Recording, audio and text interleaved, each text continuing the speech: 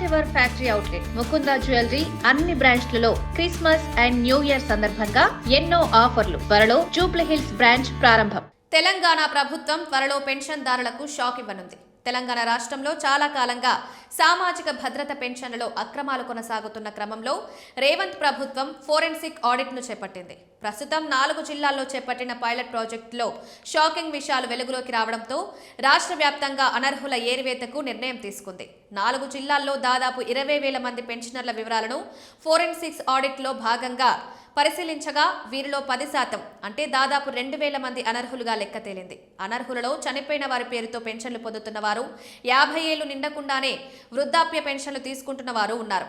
ఇక వైకల్యం లేకున్నప్పటికీ నకిలీ పత్రాలతో దివ్యాంగ పెన్షన్లు కూడా పొందుతున్న వారున్నారు. దీంతో ప్రతి నెల కోట్ల రూపాయల ప్రభుత్వ ధనం దుర్వినియోగం అవుతుందని భావించిన తెలంగాణ ప్రభుత్వం రాష్ట్ర వ్యాప్తంగా ఫోరెన్సిక్స్ ఆడిట్ నిర్వహించాలని నిర్ణయం తీసుకుంది. పైలట్ ప్రాజెక్టులోనే బోలెడన్ని బోగస్ పెన్షన్లు బయటపడడంతో ఈ నిర్ణయం తీసుకున్న ప్రభుత్వం అనర్హులను తొలగించి వారి నుంచి అక్రమంగా పొందిన సొమ్మును రికవరీ చేయాలని నిర్ణయించింది. ఆ నిధులను అర్హులకు కేటాయించి పెన్షన్లను పెంచాలని లక్ష్యంగా పెట్టుకుంది. దీంతో అక్రమ మార్గంలో పెన్షన్ పొందుతున్న వారిలో టెన్షన్ మొదలైంది. తెలంగాణ రాష్ట్ర వ్యాప్తంగా రేవంత్ ప్రభుత్వం 43 లక్షల మందికి చేయూత పెన్షన్లు అందిస్తోంది. కాంగ్రెస్ అధికారంలోకి వచ్చిన తర్వాత దివ్యాంగులకు, ఎయిడ్స్ బాధితులకు, డయాలసిస్ రోగులకు కలిపి 20,000కు పైగా కొత్త పెన్షన్లను మంజూరు చేసింది. వృద్ధాప్య, వితంతు, నేతన్న, గీత, బీడీ కార్మికులు, ఒంటరి మహిళలు, ఎయిడ్స్ బాధితులకు నెలకు 2,016 రూపాయలు ఇస్తోంది.